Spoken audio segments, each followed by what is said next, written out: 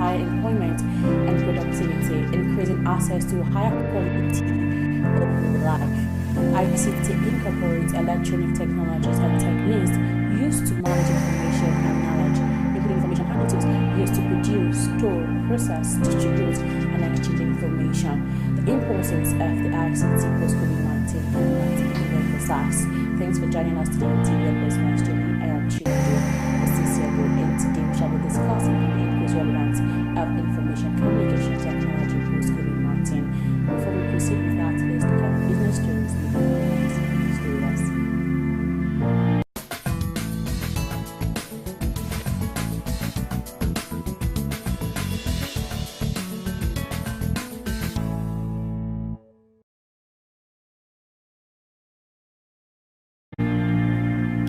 The total amount disbursed to farmers under the Commercial Agricultural Credit Scheme from inception in 2009 rose to 635.39 billion naira as of the end of March 2020. The Central Bank of Nigeria disclosed this in its economic report for the first quarter of 2020 on agriculture, which was obtained on Wednesday. The report reads at end March 2020, the total amount released since inception by the CBN under the Commercial Agricultural Credit Scheme to the participating banks for disbursement amounted to 635.39 billion naira for 608 projects, while the total amount repaid since inception stood at 406.29 billion naira at end March 2020. The CBN stated that a total of 539.8 million loans was guaranteed to 3,161 farmers under the Agricultural Credit Guarantee Scheme. Equity investors on Wednesday recorded marginal loss as markets almost closed on flat note, depreciating by 0.004%. Consequently, the all-share index dipped 95.01 basic points or 0.004% to close at 24,173.53 index points as against 24,174.45 recorded the previous day. Market capitalization of equity depreciated by 498 million naira from 12.610 trillion naira the previous day to 12.611 trillion naira as market sentiment remained on the negative territory. Further analysis of the day's trading shows that in percentage terms, Etana Oil PLC topped the gainers day table with 8.89% to close at 1 naira 96 kobo per share, while May and Baker PLC followed with 7.91% to close at 3 naira per share. Many micro, small and medium enterprises and members of the organized private sector have decried their inability to access the loan offered by the Central Bank of Nigeria for small businesses and households impacted by the coronavirus pandemic.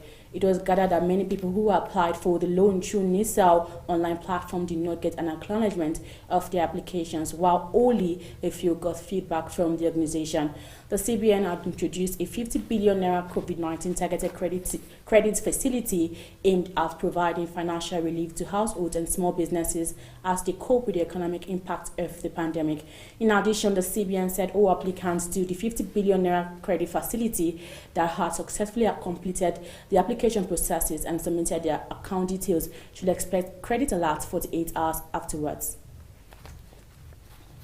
And that's the business update on Television Nigerian. I am Chinedu Osisiago. Let's take a quick break. We'll be back shortly.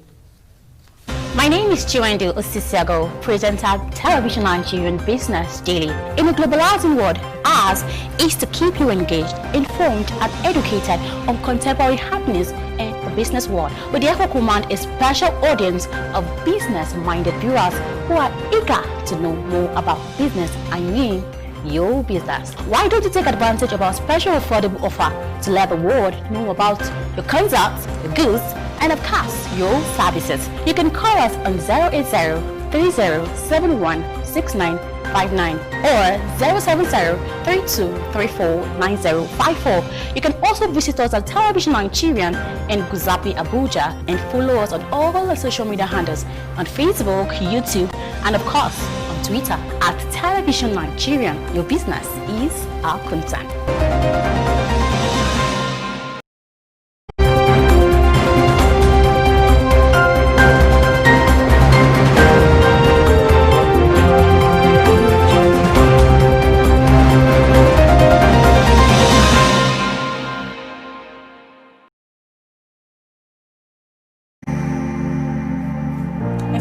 you're just joining us, it's Steve TV and Business Daily. Like I said earlier, we shall be discussing on the increased relevance of information communication technology post COVID-19.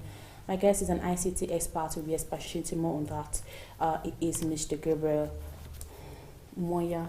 Sorry, what's the pronunciation? Omonia. Okay, Omonia. You're welcome to TV and Business. Thank you. Nice This to is have you. Chile. Thank you. My first question for you today is how has technology helped our life post COVID-19? Well, technology has really, really helped our life in this era, this pandemic. You could start with the information about the pandemic. How far has it gone? It is known by almost everyone in the whole world just because of ICT. Okay, with the proper usage of ICT, you know the preventive measures. With the proper usage of ICT, you know the different symptoms that you experience when you have COVID-19. So how well do you think people used it during this during the lockdown especially? Yeah, sure. It was used. That is why you see a lot of people stayed at home. They adhere to the instructions given to them by the government. Okay. Thank you so much. Okay, so could you say that the technology is indeed helping in fighting against this COVID-19? Sure. Yes, How? yes. Technology is ICT, to be precise, is a very, very vital tool to help fight COVID-19. You could see that with ICT, everybody now knows what COVID-19 is. Everybody now knows the different measures to take to prevent it. Yeah. You know the measures to take wherever you go. You know, with that, I think ICT has really done well in that aspect. Then, also we also have different devices, ICT gadgets that we use and play. You could see the temperature detectors that detect whether your temperature is high or low. You could also see the smart hand sanitizers. You know, these are all ICT gadgets that takes the world to a whole new level. And also, ICT has also helped in the sense that schools no longer, you don't need to go to school to learn. You can be at home and use e-learning. All right, that's ICT. Okay, that's how ICT has impacted and fought the virus. Okay, so what are the challenges the ICT faced during the lockdown and after the lockdown? Challenges faced by ICT? Yeah. Well, you know, most schools, they don't have the basic facilities to carry out ICTs. All right, the basic facility to carry out ICT. Okay. So that is why most of them are locked down today. But some schools, you discover that even with the pandemic, they are still on it. Okay, they are still following their calendar. Okay. So even with that, I think the challenge faced is provision of these basic ICT facilities to schools. Okay, and also provision of a proper software infrastructure to help companies to function. So are you of the opinion that ICT actually improved during this COVID-19, or are you saying that COVID-19 helped the ICT department or ICT at large to improve? I'm saying COVID-19 actually opened their eyes. Okay. Opened the eyes of the government, opened the eyes of Nigerians, opened the eyes of the people to ICT. Okay. Usually they don't take ICT serious, so to say, in some countries. But now you just can't do without it. You have to take it serious. Okay. All right, thank you so much, Mr. Gabriel. So what sector has witnessed the most dramatic ICT resolution post-COVID-19? Well, all the post-COVID-19, the COVID-19 era has affected all the sectors. But the most dramatic ones, I think, is the educational sector. You know, the students are still at home as we speak. And of course, the examinational bodies like WAEC, NECO, and JAM, they are still on hold for now.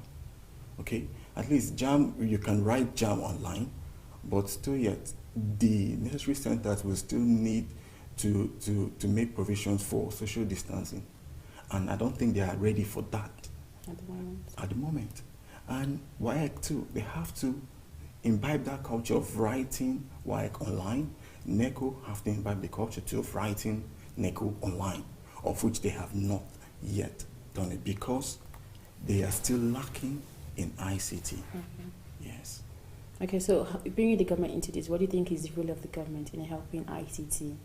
Well, the role of the government in ICT, I could say that the government has a very, very big role to play. Okay, one, the government needs to provide the basic ICT infrastructure for companies to thrive, for schools to continue. Okay, first of all, you need to subsidize data bundle. Data subscription bundle is on the high side in Nigeria. Okay. That is why you discover that when you weigh the cost of introducing ICT in the educational sector in a school, you discover that you'll be discouraged. But if it is subsidized, or better still, the government can create a platform or create an infrastructure for them for schools to get ICT features at a less rate, at a lesser rate than what is obtainable. Okay, that's another way of subsidizing. If you can't subsidize data bundle or subscription, then create a platform, create an infrastructure for them to be able to use internet and enjoy ICT facilities at a less rate. Okay. So aside education, what other sector do you think the government should look into? Okay, the health sector, for instance. The government needs to create more test centers. They need to create more isolation units and all that. And of course, update us of the results promptly. And I think with that, if that is put in place, it will help fight COVID-19. But at least you should commend the government aid. So yes. Done well. If you follow what they have been doing so far, they have actually tried, but there's still room for more. Okay, they can still improve. All right, let's still speak on the educational sector. Will learning successful migrate to online probably after the COVID-19 or probably when schools resumed? Well, if all these implementations, all these advice are adhered to, I believe our educational sector will migrate to online. Okay, at least the government should first of all subsidize data subscription, or they should place platforms that makes online learning easier for the students. Because if there's no platform, how many students today will go to YouTube to learn or to stream it with their bundle? How many of them? Only few of them, because it is expensive. How many of them could actually go and make research on their own with the bundle they bought? Is expensive. So, and if the government can come in here, I think we will get far in ICT in no time. Okay, thank you so much. ICT sector, if you notice that it was one of the thriving business, even as at now, a lot of people want to go into ICT but don't really have the knowledge of what to do to go into ICT. So what do you think is the basic knowledge for people who intend to go into the ICT sector? First, you have to take note of the existing technologies around. Take note of the existing technology and know how you can key into it and even develop yourself. And of course, get something out of it. Okay, you have a lot of digital products being sold online.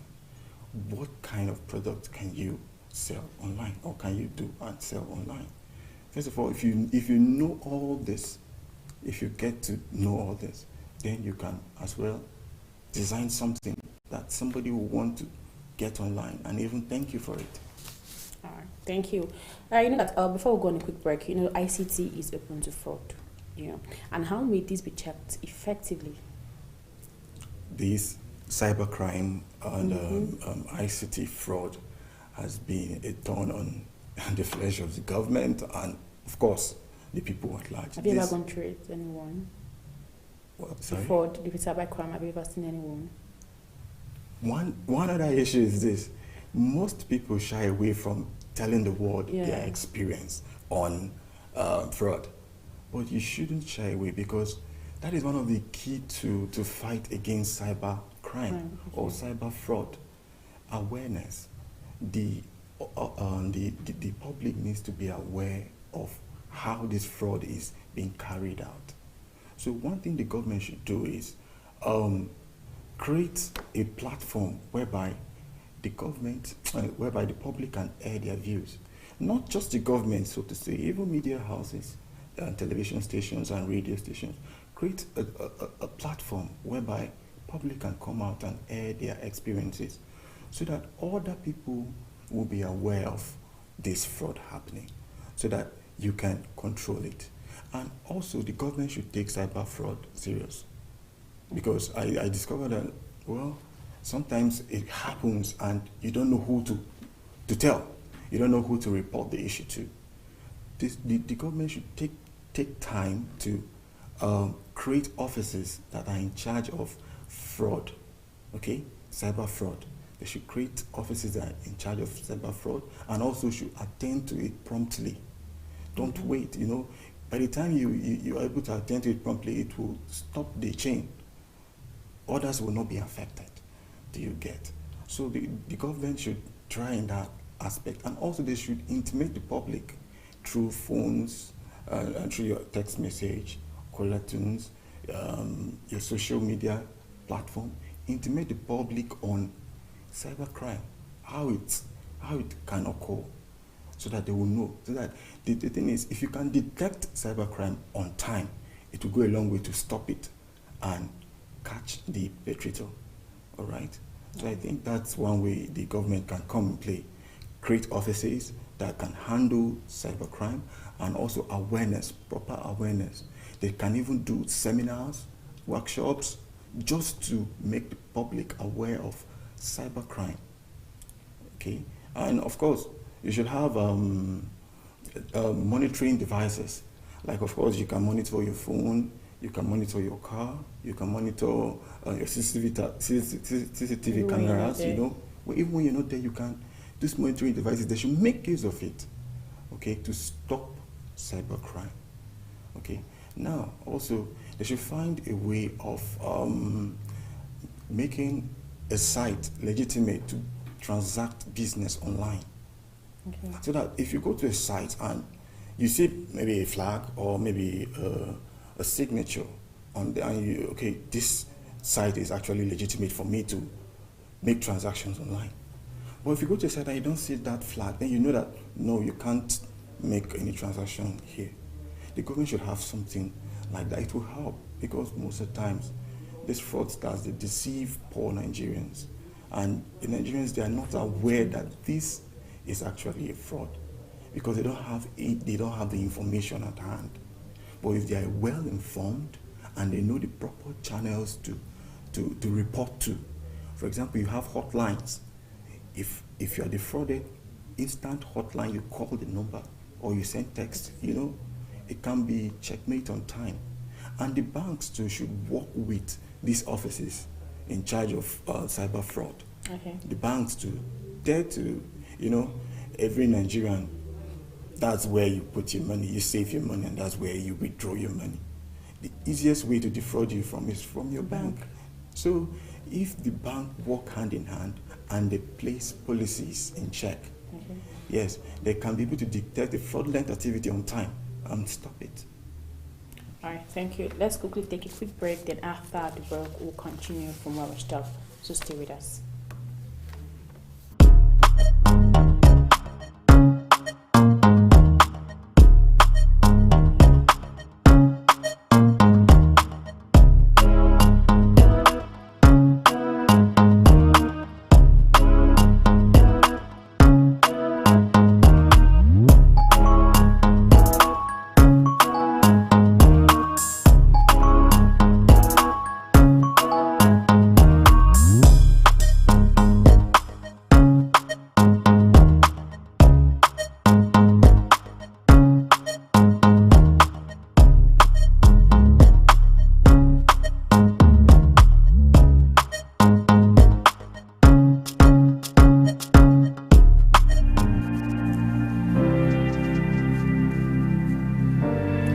for staying with us and please join us 16 Business Daily. And we'll be discussing the increased relevance of information and communication technology.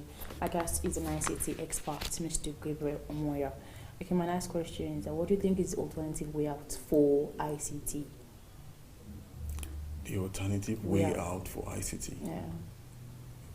Well, alternative way out for ICT is if the government come in play.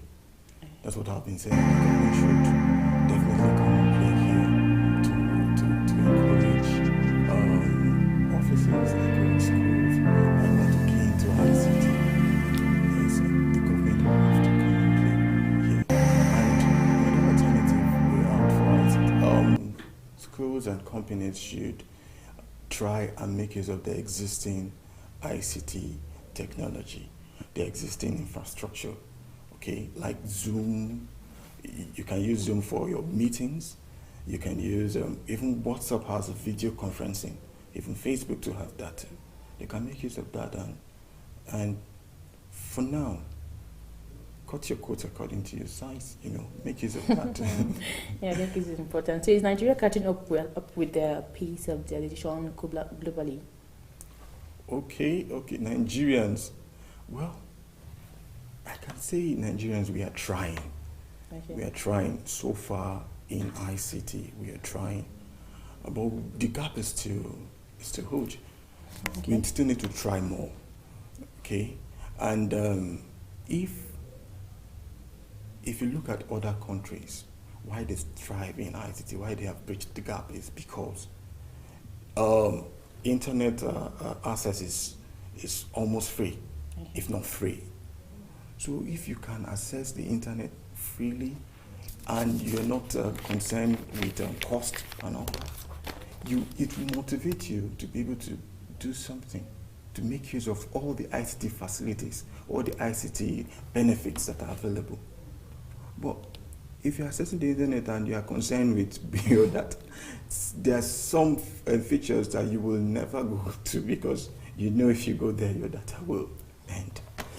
Okay, so I think the government have to subsidize, or even the telecommunication. If there's a way they can subsidize, they have been trying anyway.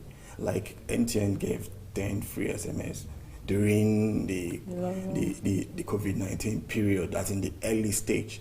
They were giving 10 free SMS. That went a long way to help people. If they can do more of the data, free data and all that, it will help them to at least assess ICT features and make use of it. All right, thank you. You spoke about schools and organizations making use of ICT. What about small businesses? Small businesses? Yeah, of course, small businesses, you really need ICT for continuity of your business. You need ICT for redundancy, that's backing up of your data. Okay. You need ICT for the running of your business daily. You need ICT. So if you own a small business and you have not introduced ICT to that business, it is wise to introduce ICT because ICT tends to take off the idea of an office. Okay. It provides this feature, all the equipment you need to work in a gadget such as a phone. That means if you are with your phone, you can actually be productive. You can still continue your work anywhere you go to.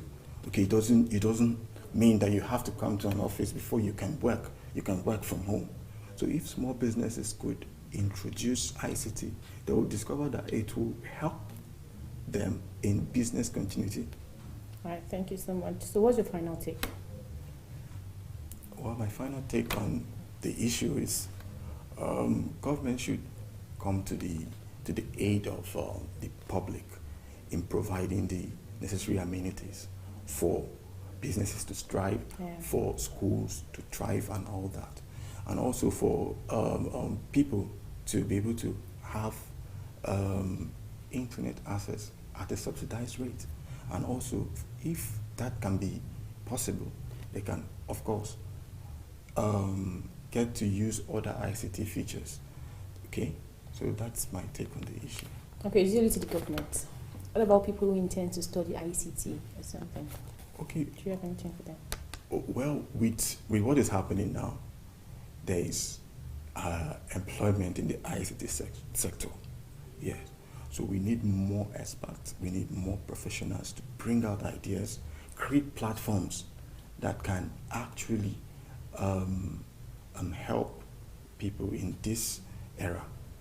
So we need such experts and we need such hands on deck. Okay. For example, the educational sector, create a platform that you can go to that platform, meet other people, talk, learn, and of course, get information from there. You know. So. All right, thank you so much, Mr. Gilbert Omoya, for coming on TV, and you said it's all that the importance of ICT to businesses, to organizations cannot be overemphasized. It's very important, especially this period of COVID-19. We advise people to actually use the ICT to help grow your business very well. Thank you so much, and that's what we have for you today on TV and Business Daily. I am Chiwande Ostisiago, and don't forget that you can follow us on all our social media platforms, on Facebook, on YouTube, and of course on Twitter. Nigerian, do have a wonderful day. Bye for now.